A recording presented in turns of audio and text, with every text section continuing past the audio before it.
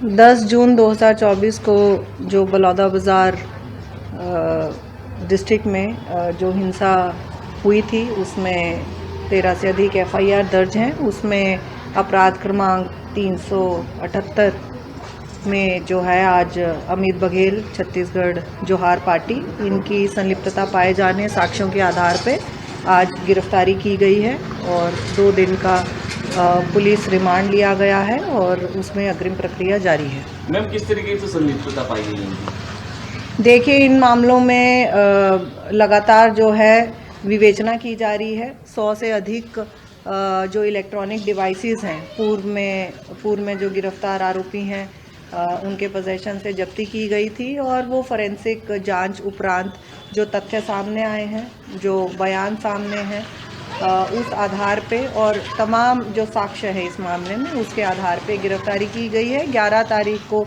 इसी पार्टी के 2 अन्य कार्यकर्ताओं की भी गिरफ्तारी की गई थी। तो जो तथ्य इसमें सामने आ रहे हैं उसके आधार पे कार्रवाई की गई है।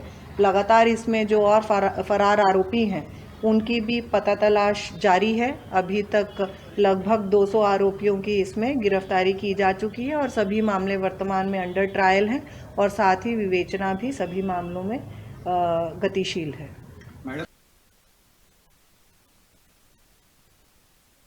वो समर्थन करे रहे हो ये आंदोलन के, लेकिन आगजनी समर्थन नहीं रही।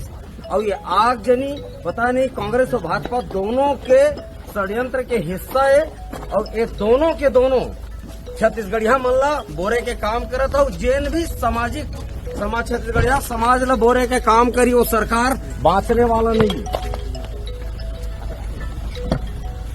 है। बिल्कुल